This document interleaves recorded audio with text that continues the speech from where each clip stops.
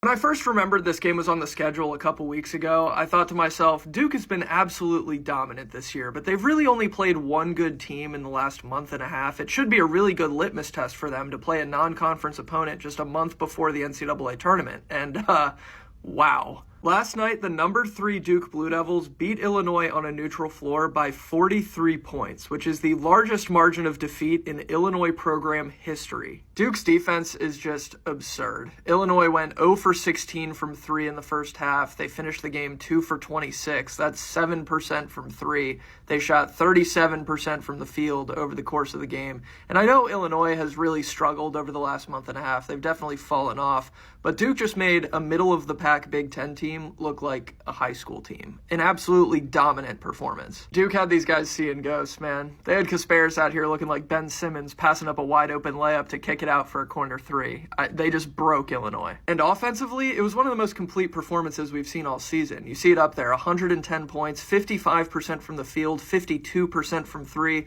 28 total assists to just 6 turnovers.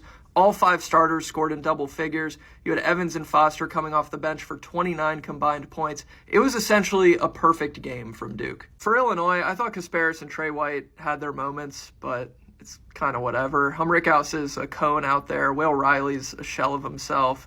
This is an Illinois team that had a lot of promise entering the season, and they've looked actively bad for the last month or so. This game to me was really just a re-emphasis of what each of these teams are. Illinois is imploding, and Duke is a national title contender. I don't know who this would apply to, but if you somehow weren't sure if Duke was capable of winning the national title this season, whether you just haven't been paying close attention, or you think Duke has been propped up by dominating a weak ACC, or whatever it is, hopefully this is the type of performance that has you rethinking that. Duke was thoroughly dominant on both ends of the floor in a way that just doesn't happen often. But I'm sure I'm really not breaking anything new there. Anyway, March Madness is right around the corner. If you guys like college basketball content, if you're excited for the tournament, make sure you hit that plus.